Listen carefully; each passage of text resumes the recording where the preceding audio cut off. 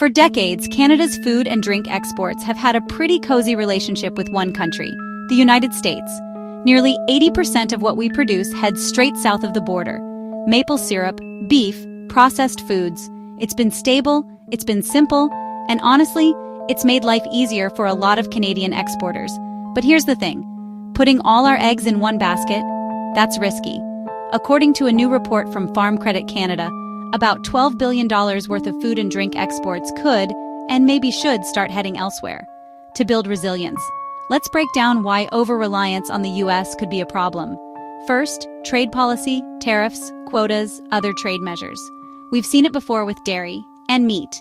If Washington decides to play hardball, Canadian businesses can get caught in the crossfire. Second, economic and political risks. And third, supply chain bottlenecks.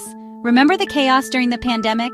Relying on one main trade route means any disruption can throw everything off balance. So what's the plan? FCC suggests 3 big moves. First, boost domestic trade. About $2.6 billion in products could stay right here in Canada. Strengthen local supply chains. And get more people on board with Buy Canadian. Second, let's actually use the trade agreements we've signed. Canada has deals with 51 countries. Europe, Asia Pacific. These markets are open and we should be taking advantage. Third, target new regions. Asia, Europe, Latin America. They're hungry for quality food, and Canada has a reputation for safety and sustainability. By spreading out, we reduce risk and open doors to $9.4 billion in new opportunities. Prepared foods are especially at risk. 90% of our $8.6 billion in prepared food exports go to the US. That's a lot of eggs in one basket. If we diversify, Canadian brands can build a global presence and tap into booming markets like Asia's growing middle class. Of course, it's not easy. Different countries mean new regulations, building brand awareness, and figuring out logistics. But the long-term payoff? Way worth it. Shifting $12 billion away from the US isn't about turning our backs on our biggest partner.